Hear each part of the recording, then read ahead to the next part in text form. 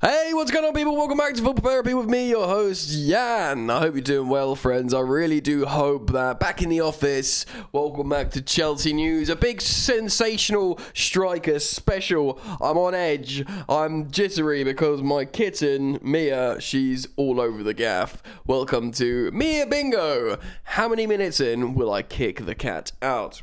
You decide. Today we're talking about the sensational goal-scoring machine, Victor Osimhen, the Nigerian centre-forward. How old is this guy again? He is 24 years old. He is a centre-forward, a proper centre-forward, and he's right-footed.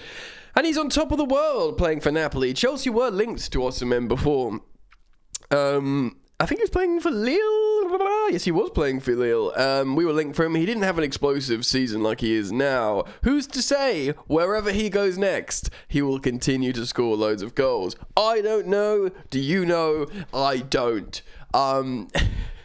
And he's a Chelsea fan, right? Certainly, he's been pictured in a Chelsea shirt as a youngster. And, that always makes you feel good until Chelsea do an announcement video of, a Romelu Lukaku style. Yes, I've always been a Chelsea fan. It's an honour to come to this stadium. Although, a good example of that would be, and one that I genuinely I'm happy about and agree with, is Wesley Fofana. Hey, Mia, come here. It's Wesley Fofana, because he is clearly a Chelsea fan. Pictures of him in a Chelsea shirt when he was little. His mate sort of leaking the transfer before it even completed, saying you'd always wanted it. And, all right, Mia Bingo is over. Here she is, meow, meow, meow, chewing the cables. So it does work, even if the Romelu Lukaku scenario with him coming in and, talking that video surfacing again from Anderlecht when he's a teenager. One day I'm going to play in the stadium. Romelu Lukaku, the Chelsea fan. Sometimes it can mean something. And Wesley Fofana is a good example of that. Just like they've made it and they're going to give everything for the badge. Now, is Victor Osimhen, who, by the way, is an absolute machine at the moment, is he a Chelsea fan? You'd have to ask him. Am I going to reference that picture shamelessly to people and friends when I speak on my WhatsApp groups with friends? Yes, indeed. Of course I will. That's just how football fandom works, and banter with your friends. Osimhen plays for Napoli, of course, on the summit of Serie A. Definitely going to win the Scudetto and the title this season. We're strolling away with it. Meandering to the title. It's just too easy for them. They score loads of goals. They're very, very exciting. And I think they're probably being, underrated a little bit in the Champions League. People are talking about, the heavyweight favourites in the Champions League and maybe all on our side of the draw, whether it's Bayern, City, maybe not us so much, but, Napoli, never say never. But this season, in the league, in Serie A, he scored 21 goals in 1,900 minutes. And he's registered 4 assists to boot. Good expression there, and very appropriate indeed. So 25 goal involvements in 1,900 minutes is quite frankly sensational. Although, common misconception, people always go, oh yeah, that's amazing too, because Serie A, people don't score many goals. Yeah, because people are just programmed to remember the days where you'd end a season as top scorer with 10, 12 goals. No, Serie A, it's Italian football, there's lots of goals being scored now. It's like, it's La Liga, where the top goal scorer is 15 goals, like Robert Lewandowski. And I don't even know how many, I don't think the Bundesliga, I don't think there's that many top goal scorers. Italy's where it's at now for loads of goals, man. So, how times have changed. But yeah, very, very good indeed. He's also got 4 goals in the Champions League in 4 appearances, which is obviously excellent, the highest level you could convert at. And, of course, he's being linked to Chelsea. Now, by the way, I've forgotten to ask, so if you've made it to 4 minutes in the video here, thank you for joining me. Maybe you do love me, really. Consider dropping a like on the video and subscribe. Should you want to do so, I recommend you hit that sweet, sweet bell, baby. A little transition screen there for you. I'm in an existential footballing crisis. I don't know where I am anymore, who I am anymore. As a Chelsea fan, what I want anymore. Well, I want us to win, and I want consistency, It's like the Maslow hierarchy of needs. For those of you who know what that is, it's like the basic instinct, primal needs of a person, but we'll talk about football here, is the basic is players applying themselves and trying. That's like the food and sleep. I don't know how I'm going to do this. Like, where's reproduction? How's that work? But the one at the very top is winning. You know, and that's the smallest, that's the least basic, because you can't all feel entitled to win. I want to win, though. Chelsea is a big club. We're used to winning. It's part of our vibes. It's part of our brand. And we need... I keep going back over myself saying, look, this is not the answer, a big striker. You know, it didn't work with Lukaku, and it's, you know, it doesn't necessarily make your team better if you funnel goals through more than one person. Of course, Haaland is absolutely eating everyone alive and does make City better, but how much better does he make City? You know, this isn't the best City side we've seen in recent years, despite having an absolute beast up front just eating your children. You know, he's eating your children. No one's stopping him. You know, it's terrible. Now, is Osimhen, would he even be, you know, does he have the capacity to just, after a good season at Napoli, just touch down in the Premier League and start scoring loads of goals? Maybe. Lukaku was scoring loads and loads of goals in Serie A, loads of goals. And not only that, he had already scored over 100 Premier League goals. So there's that. What's the difference, though? Well, first of all, we signed Lukaku when he was 28-ish. I think he was 28. Osimhen is 24, so he's a lot younger. Personality-wise, and in terms of their psychological profile, you'd have to assume they'd be different. I mean, I don't know much about Osimhen, except he played in Liga and he plays in Serie A, Nigerian international, and he's a striker, and he scores a lot of goals at the moment.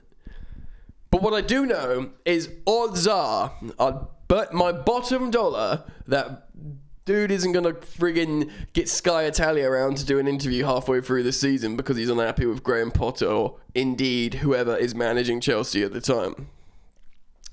So I keep flip-flopping. I keep flip-flopping on the idea of, oh, you don't need a centre-forward to just kill the goals. You need it around the team. You just need someone up there who can play between the lines and attacking mid. A false nine, if you will. And the truth of the no goal scoring is a collective confidence failure. I'll give you a PowerPoint presentation that I truly believe that I'm like into. That I'm like, yeah, this is the deal.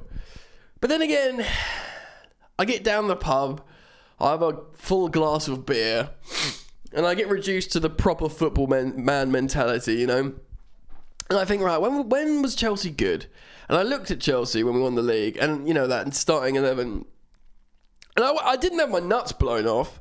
Obviously we had Kante, but, you know, Matic isn't the most... he was very good at what points for Chelsea. He wasn't exotic. You know, Azpilicueta and David Luiz and, you know, Gary Cahill, that isn't a Galactico back three. No, it isn't. There's not John Terry's, Thiago Silva's, you know, prime Virgil van Dijk's, Sergio Ramos's. You know, there's none of that. It's a back three of Azpilicueta, who's not really he's not a centre back. David Luiz, who's just vibes at the best of times. You know, very talented vibes. And yes, he played on one leg in the back two in Munich, and yes, great back then. But this point in his career. And Gary Cahill, and yes, Chelsea legend, but these are not exotic Galactico players. I don't know why I'm talking about centre-backs too much. But, you know, Victor Moses at right wing-back. Before and after that, like, Premier League winning season, you know, what's Victor Moses doing? Not much. And then, of course... You know, Willian and Pedro, good players. Not Galactico elite super, but good. They won't go down as like Premier League greats, will they? They'll go down as Premier League great players. If that makes sense. So obviously you got Eden Hazard, you got N'Golo Kante, you got Thibaut Courtois in goal, and you know, obviously we could talk about goalkeeper a lot. We have done recently, and we will again, but not right now. And I was looking at this lineup, being all proper football man with a pint of beer. And I was like, Diego Costa, you know? We need a guy up front that just believes in themselves. You know? Costa never scored, like, silly goals. He scored a couple of seasons. He scored 20 in the league. The 2 seasons we won the Premier League. I believe it was 20 and 20, which is great, by the way. Perfect. You scored 20 league goals, bang. Don't look at Haaland. Don't look at the baby eater. Don't worry about him. Don't look at him. Look at me. 20 goals, bellissimo. And even in the tragic year in between when we finished 10th, he still got 16 league goals, won 6 when Hazard got 4. And, I think I'm starting to think more and more he's criminally underrated, especially with the ghost of Diego Costa that's floating around Wolves at the moment. So I'm flip-flopping, and I'm going back and forth, and I'm thinking, maybe we do just need that guy. And I love Kai Havertz. I think he's such a talented technical footballer. There's elements of him that Diego Costa will never have. But at the same time, there's just a ruthless bastard up front. There's just, the amount of points individually that Diego Costa won Chelsea is profound. That's what we're missing. That's the difference. These little, the extra goal against Everton last minute that we would have got, that's 3 points won by an individual, a striker, lashed in. All these other draws, these 1-1s and these 0-0s. And indeed, saving a point in losses. Difference makers. There'll be games when you play better than the opposition, when you're set up tactically better than the opposition to exploit them by, your management team set your team's in good form, your chemistry, you have a good day. You're just better than them. You'll win a game 3 goals or 4 goals more than them. Then that's fine. That's just the team better. But in these moments of high contested times, you either need a bit of brilliance from a creative player, like someone who could do that consistently, like Hazard, which is unique, or you just need someone near to the goal all the time that is just going to score, every other game or more. That's what you want. So I'm gonna go back on my football hipster. It's all systemic. We need to use the wing backs, false nines, as playing between the lines, cutbacks, just scoring goals, Guardiola style. Maybe that will work, but I feel I've just been hurt. I've been hurt so many times by strikers as a Chelsea fan. So maybe this is why it's so hard to just turn to this. But I'm ready. I'm ready for a number 9. Now, I'm not saying Chelsea are going to sign Victor Osimhen. Chelsea have been heavily linked in the media, so this is kind of a Chelsea news video. It's more of a genuine football therapy episode of me giving myself therapy, and hopefully you guys therapy too. I'm really interested in learning the collective opinion here about the conventional high-scoring number 9. Down in the comments, how do you feel? Do you feel like me, often torn, flip-flopping between just wanting a big conventional number 9 to lash him away, or do you want loads of free-flowing attacking players to play between the lines, like we've seen the best Man City and the best Liverpool in this recent Premier League climate? Those Premier League winning sides when they weren't playing with a striker. Firmino's a false 9. Mane and Salah would always rotate and go in the middle. The amount of false 9s we saw with Guardiola when he wasn't using Aguero. Jesus would be wide or drop deep. He'd play Sterling in the middle, and etc. etc. Sometimes even KDB is a false 9. What do you think? And if not Victor Osimhen, whom can save the Chelsea? Let me know. Please comment down below. I thank you for liking and subscribing to this video on my YouTube channel. It's very kind of you, and I appreciate all your love and support. And I'm here all week. And actually, I'm here every day. Turn the bell on. All right, peace.